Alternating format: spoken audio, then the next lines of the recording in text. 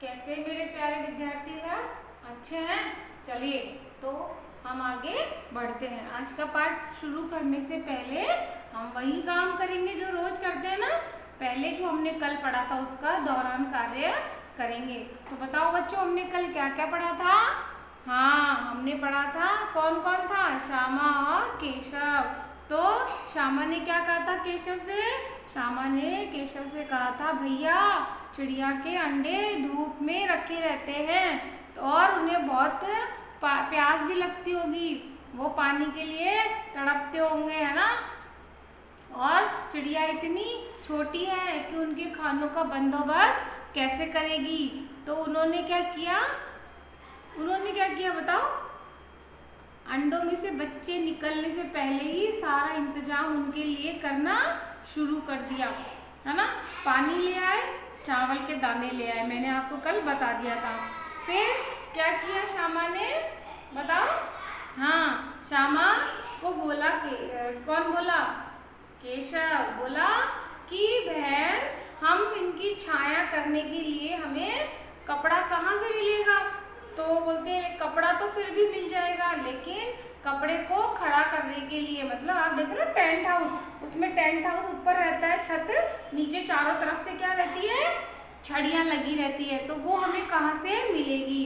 फिर केशव एक दिमाग लगाता है, उसको एक आइडिया आता है कि क्यों ना जिस टोकरी से माँ क्या करती थी, कचरा उठाती थी, जा तू वो लेकर आ जा, लेकिन क्या करना, माँ को मत दिखाना, क्योंकि माँ देख लेगी तो उनकी पूरी पोल खुल जाएगी। फिर क्या हुआ बताओ बच्चों? हाँ, श्यामा टोकरी ले आई। अब केशव ने देखा कि क्या है टोकरी में, कल बताया था ना आपको, टोकरी में क्या है? सुराख है। तो केशव ने बोला, तू इसकी चिंता बिल्कुल मत कर, मैं इस छेद को क्या करूँगा, कागज का टुकड़ा डाल के ठूस के इसको बंद कर दूंगा। और मैंने बताया था आपको टोकरी में कैसे कागज डाल के उसने छेद को बंद किया था, बताया था ना कल। हाँ, तो उसने उस छेद को, सुराख को बंद कर दिया।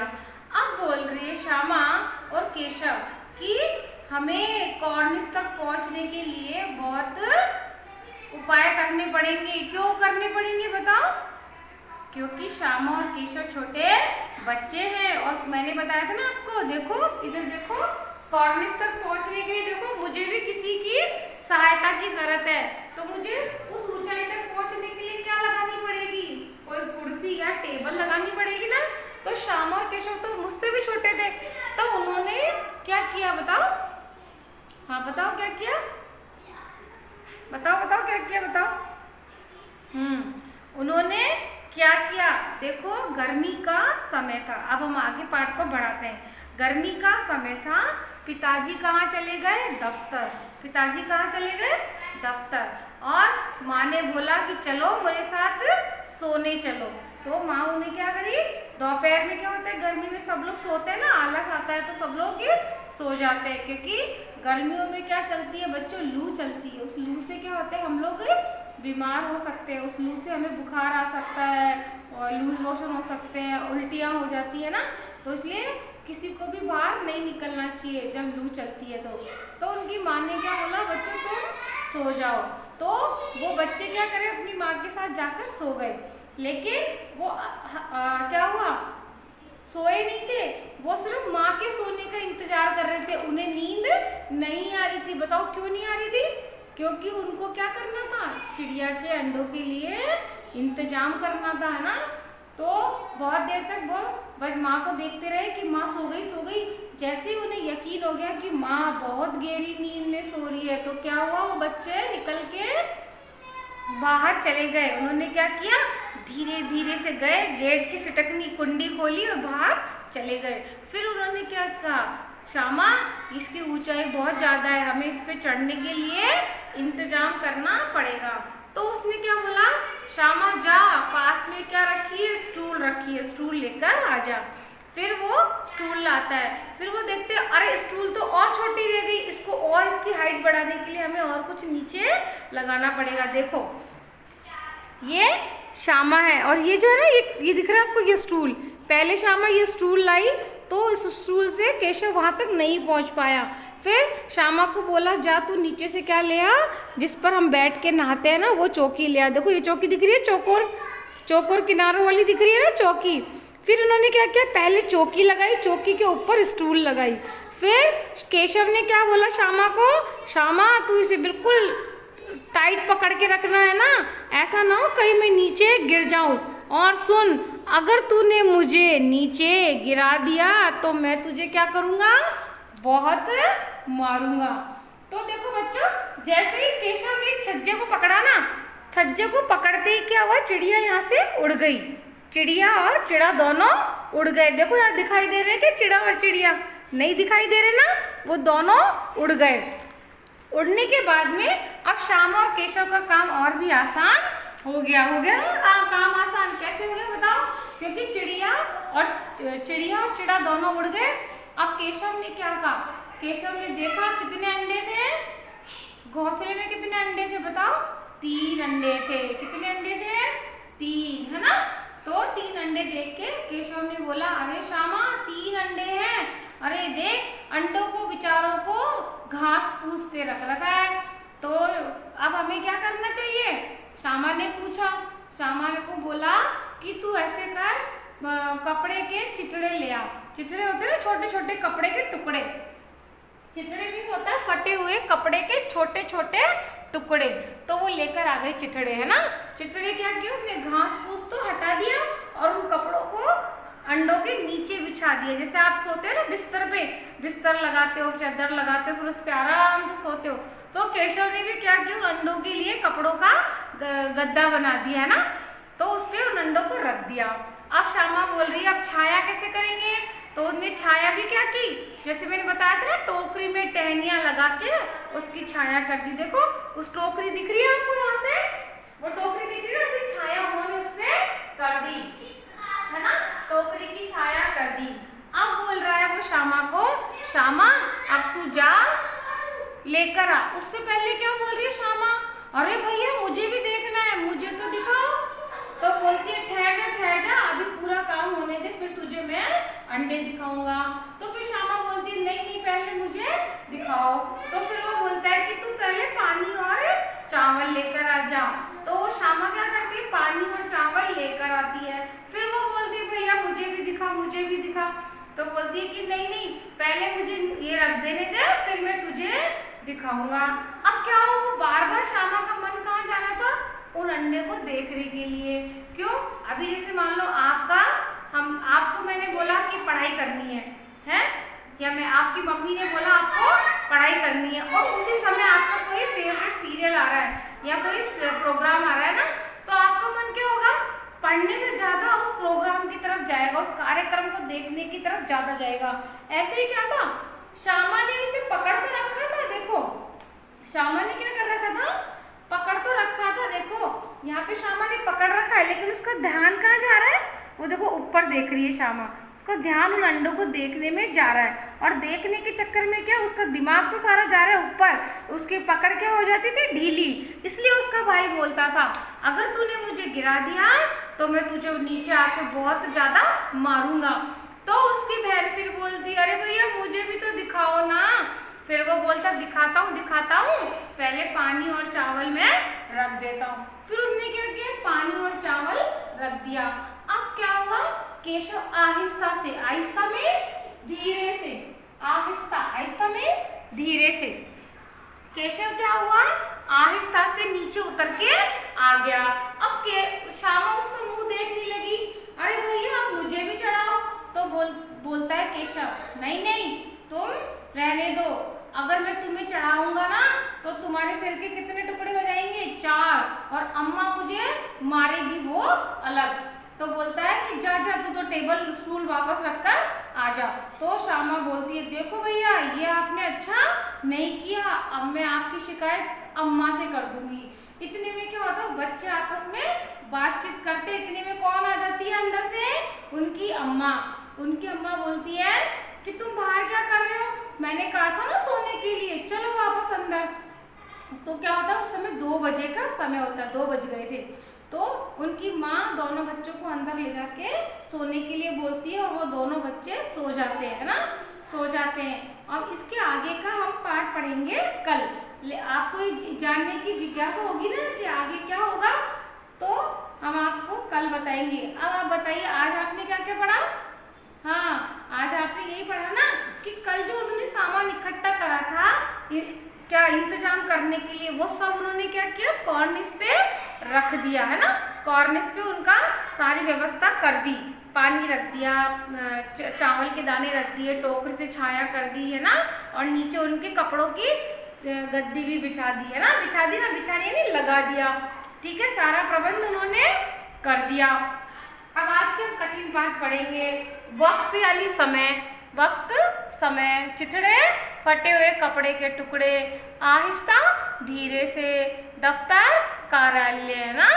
तो बच्चों आज का पाठ यहीं तक। अब हम आपको कल हमने जो टॉपिक शुरू किया था ना, कौन सा, कारक चिन्ह, तो बताइए उसकी परिभाषा बताइए। मैंने क्या बताई थी आपको, मैंने बताई थी संज्ञा या सर्वनाम के जिस रूप से उनका संबंध क्रिया और दूसरे शब्दों के साथ बताया जाता है उन्हें क्या कहते हैं हम, कारक। समझ में आया था ना। तो हमने सबसे पहले क्या पढ़ा था, कर्ता कारक। कर्ता कारक का चिन्ह क्या है, ने। कर्ता कारक का चिन्ह ने। अब यहाँ पे क्या है, कर्ता का मतलब मैंने क्या बताया था, कार्य को करने वाला, जो काम करेगा वो कौन, कर्ता। संज्ञा या सर्वनाम के जिस रूप से क्रिया करने वाले व्यक्ति का पता चलता है उसे क्या कहेंगे हम, कर्ता कारक। तो देखो इस काम को करने से जिसके व्यक्ति का पता चले, जो काम हो रहा है उस व्यक्ति के बारे में पता चलता है और उसको क्या कर रहा है उसके बारे में पता चलता है, तो क्या होगा, वो कर्तावाचक। और इसका चिन्ह क्या है, किससे बनाएंगे, किससे जोड़ेंगे, ने से। तो देखो इसका उदाहरण देखो, सैनिक ने गोली चलाई, सैनिक ने। तो यहाँ पे ने आया है क्रिया के हिसाब से। क्रिया क्या है, सक्रमक और आक्रामक दो रूप से होती है ना। क्रिया कितने तरीके से होती है, दो तरीके से, सक्रमक और आक्रामक। तो उसने क्या, सैनिक ने गोली चलाई, तो यहाँ पे कर्ता कौन है, सैनिक, और गोली चलाई। चलाई तो क्या है यहाँ पे क्या हुआ, इसका ने तभी आएगा, एक तो स्त्रीलिंग हो जाएगा, और जो क्रिया हो रही है वो सक्रमक है आक्रामक है, बताओ। सक्रमक है ना, उसके हिसाब से इसने न से जोड़ दिया। दूसरा, बच्चे ने दूध पी लिया, बच्चे ने, ये काम हो चुका है, तो बच्चा कौन है यहाँ पे, कर्ता, काम करने वाला, और क्रिया क्या हो गई, दूध पीने की। तो कर्ता और क्रिया को किससे जोड़ दिया, ने से। तो बच्चे ने दूध पी लिया, है ना। समझ आ गया, इसका चिन्ह क्या है, ने। कर्म कारक, कर्म कारक का मैंने कल आपको क्या बताया था, को।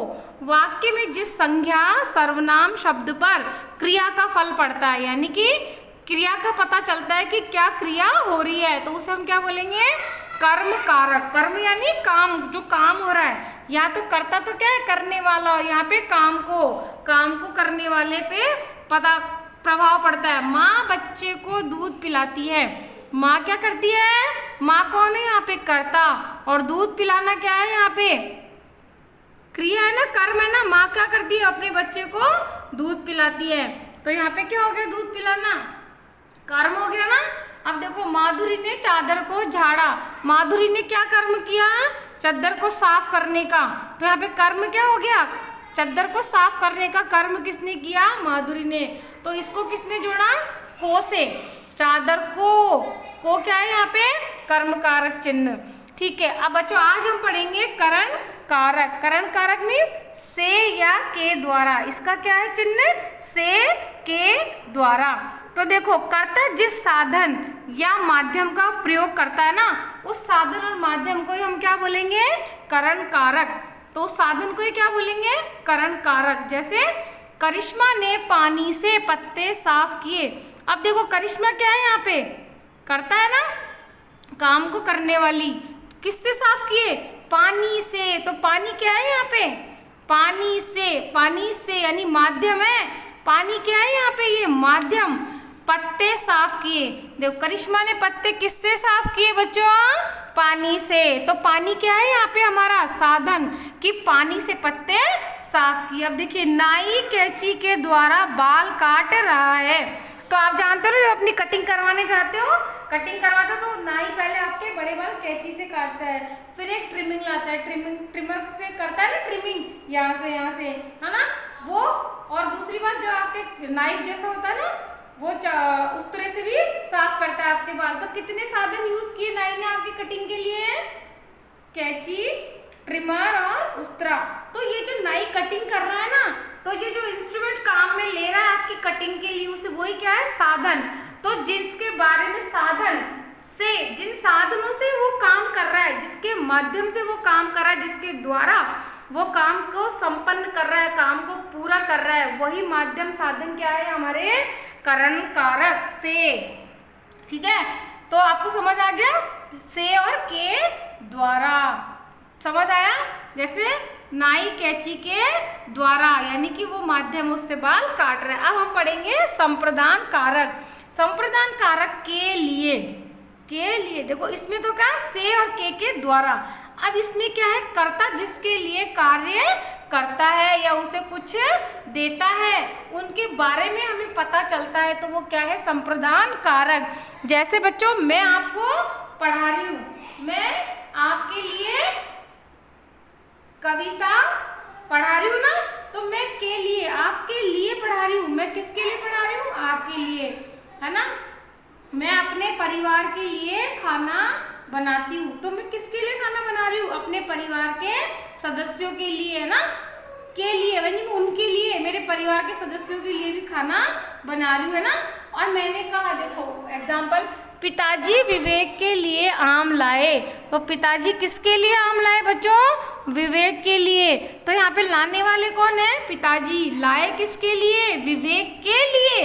यानी कि विवेक को आम पसंद है, तो पिताजी किसके लिए आम लाए? विवेक के लिए। इसलिए के लिए प्रयोग, यानी कि विवेक के लिए लाए हैं। नाना जी के लिए दूध दीजिए। किसके लिए? नाना जी को दूध पीना है, तो आप अपने घर से बड़ों को क्या कहोगे? नाना जी के लिए दूध दीजिए।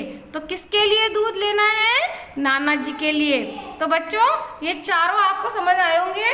मैं आपको एग्जाम्पल दूंगी, इनके उदाहरण, है ना। तो आप पहले आपको ढूंढना है कारक चिन्हों पे, आपको गोला लगाना है। मैंने आपको एक्सरसाइज दूंगी कल, उसमें आपको कारक चिन्ह पहले इनके पहचानने हैं। फिर जब दूसरे टाइम अपन क्या पढ़ेंगे? कारक पहचानना है ना। पहले आप चिन्हों को पहचानिए, उनका पता लगाइए। ठीक है, मुझे आशा है आपको आज का हमारा पाठ और हमारे कारक चिन्ह आपको समझ आए होंगे, है ना। आगे के हम कारक चिन्ह और पाठ कल पढ़ेंगे। बाय।